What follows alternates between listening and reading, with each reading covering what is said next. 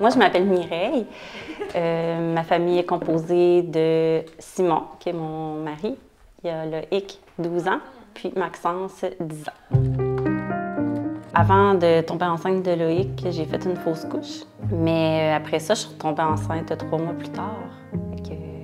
Je m'attendais de me voir comme toutes les mamans, avec une grosse bédaine et avec, tu sais, vivre bien. Puis j'avais des contractions. Je devais être autour de 13-14 semaines. J'avais déjà des contractions, mais il disait que c'était des fausses contractions. J'ai eu mon rendez-vous de 24 semaines. Puis elle dit « Ah, ben vu que tu me parles de contractions, on va regarder voir ton col. » Puis là, j'ai vu sa face. Puis elle a parlé, puis elle dit « OK, va t'asseoir, panique pas. » Que moi, tu me dis « panique pas », c'est pourquoi qu'un médecin me dit « panique pas ». Elle dit « Là, tu vas te rendre à l'urgence tout de suite, je vais appeler pour voir qu'est-ce que je vais faire. » Je dis « Mais qu'est-ce qui se passe? » Puis là, elle me dit « Ben, ton travail est commencé. » Je me suis rendue toute seule, j'avais un char manuel, puis je me souviens, à chaque fois que je pesais sur la clutch, j'avais une contraction, ça serrait, je shakeais, puis j'étais toute seule. Fait que, tu sais, je me disais, peut-être qu'il aurait dû appeler une ambulance, ou je sais pas, mais quand arrivé là-bas, ils m'ont branché sur les moniteurs, puis là, c'est là qu'ils ont dit, ben, OK, ton col est plus dilaté qu'il l'était, ce que le médecin m'avait dit tantôt. Fait qu'on va te transférer à Québec au CHUL. Fait que c'est ça, je suis partie au CHUL avec ma petite bédaine de 24 semaines.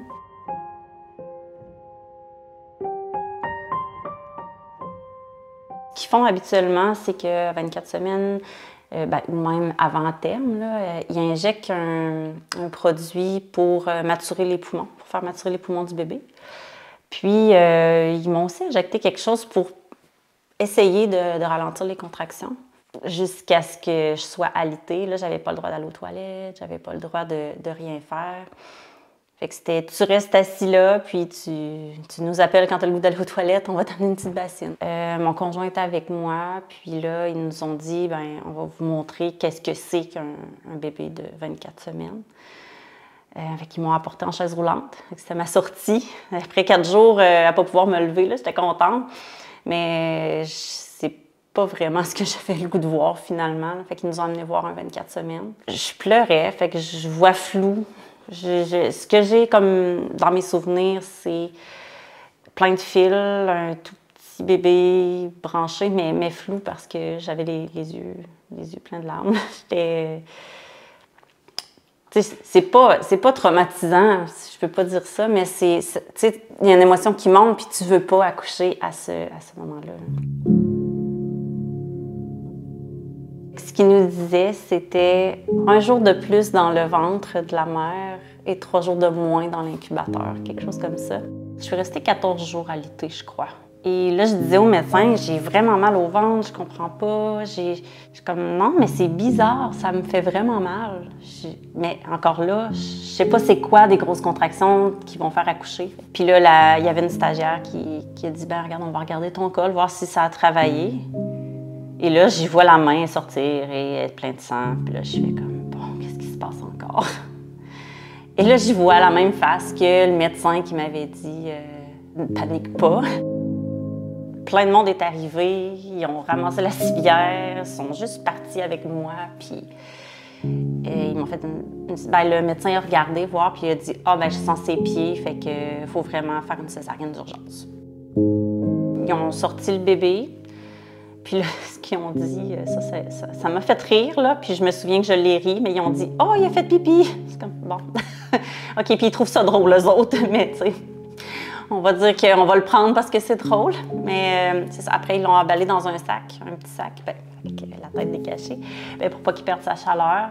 Puis ils m'ont montré, c'est ton bébé, c'est Loïc, puis ils sont repartis avec. Quand c'était fini, ils m'ont envoyé à la salle de réveil. Après, ils m'ont mis dans une chambre avec une maman qui avait eu son bébé à terme, puis qui avait son bébé dans la chambre. Ça m'a beaucoup dérangée, vraiment. T'sais, je m'étais dit, moi, mon bébé, est-ce qu'il va bien? Parce que j'ai pas eu de nouvelles pendant plusieurs heures. Puis là, j'avais la maman à côté qui avait de la misère à allaiter, puis qui pleurait. Puis là, j'ai comme, OK, j'aimerais ça, moi aussi, vivre un allaitement qui fonctionne pas. Mais tu sais, quand on se compare, on se console. Mais j'aurais aimé ça ne pas vivre qu'elle soit malheureuse de ne pas être capable de faire ça. Puis moi, j'étais à côté. C'est ça, ils nous mettent avec des mamans qui ont accouché à terme. Fait que c'est ça, c'est ce que j'ai trouvé le plus difficile. Donc là, après, je suis sortie, peut-être après 2 jours. Mais là, j'avais pas de place où aller. Il fallait que je reste à côté du bébé. Mais à l'hôpital, il n'y a pas d'endroit où rester. Donc, il y a le manoir Ronald McDonald à côté, qui est 3 minutes à pied. Fait que ça ressemble à un hôtel. Il y a une grosse cuisine. Chaque famille peut se faire à manger. Je me suis fait des amis que je parle encore aujourd'hui. Quand on est allé voir le bébé, ça ressemblait un peu à quand j'étais allée voir la néonate en chaise roulante, avec mon conjoint qui me poussait en chaise roulante. Puis on est allé voir Loïc. Puis à partir de là, je me souviens plus. J'ai 1 mois que je me souviens plus de rien. Il pouvait pas boire, mais je tirais mon lait. Fait qu'il y a des salles. Fait que là, nous autres, on appelait ça l'étable.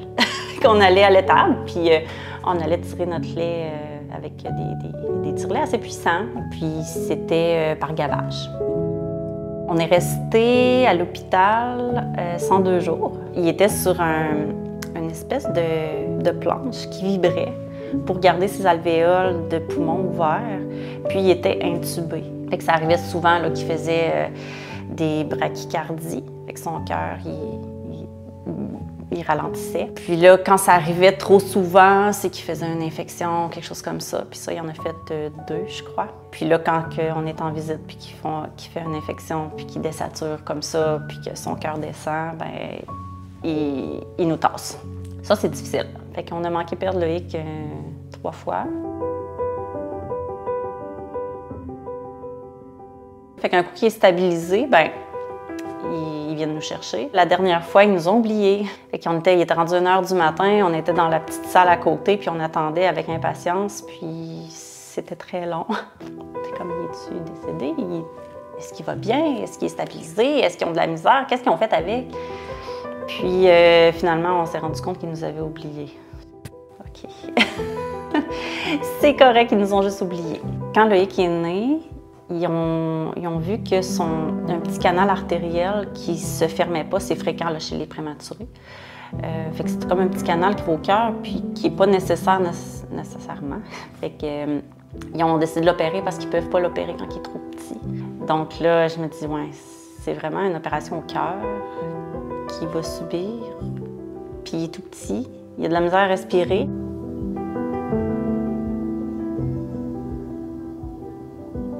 Puis là, je l'ai vu partir avec son incubateur, les yeux pleins d'eau. J'avais peur de le perdre. Mais après ça, ils m'ont rappelé, ils m'ont dit « Ah, tout s'est bien déroulé. » Et là, ça allait bien. Fait que j'étais contente. On n'avait pas le droit de le toucher. On n'avait pas le droit de toucher Loïc. On pouvait, mais on pouvait juste mettre la main. On pouvait pas le flatter, on pouvait pas. Fait que pour le rassurer, je mettais ma main sur sa tête. Puis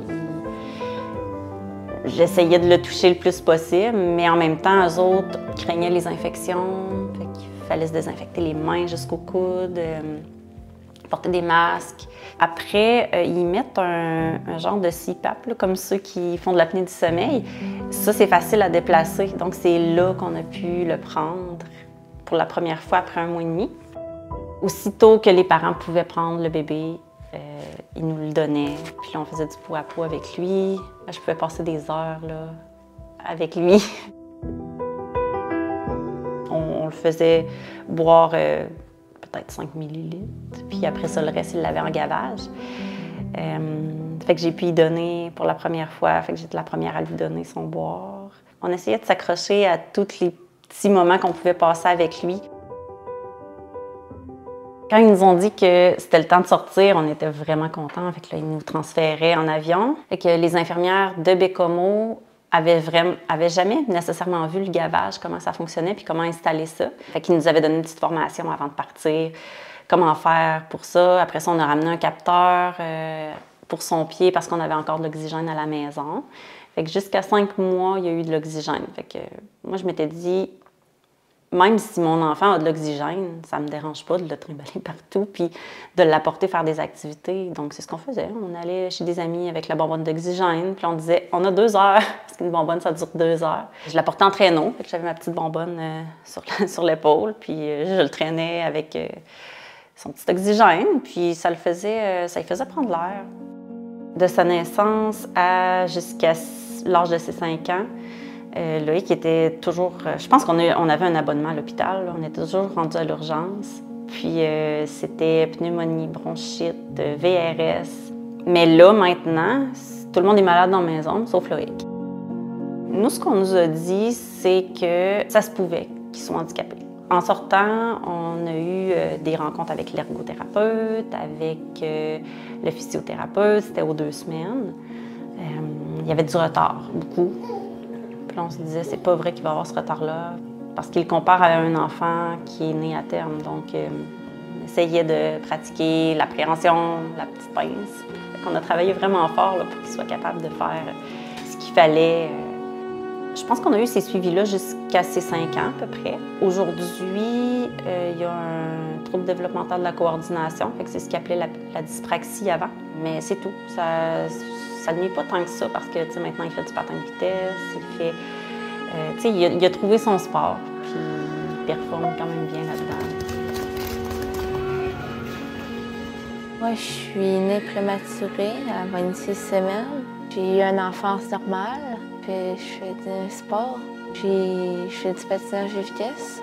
J'ai gagné des médailles récemment. J'en ai gagné une hier, la médaille d'or. Puis je suis assez fière de moi. Pendant la saison des rhumes, tout le monde à la maison est malade, sauf moi. Côté psychologique, avec mon histoire, c'est que jusqu'à il n'y a pas longtemps, quand je voyais une femme enceinte, puis qu'elle me disait qu'elle avait 26 semaines, je venais les yeux pleins d'eau puis je partais. Tout le monde vit ces choses différemment. Puis moi, je l'ai vécu difficile parce que j'avais personne qui m'a vraiment dit comment ça allait se dérouler. Puis on a vécu dans la peur de ce qu'on nous disait au niveau médical. J'aurais aimé ça que quelqu'un me dise « ça va bien aller plus tard, ton enfant va être en santé, il va avoir sa personnalité à lui, il va être intéressé à différentes choses, il va faire des sports. » J'aurais aimé ça qu'on me dise qu'il pouvait se développer normalement.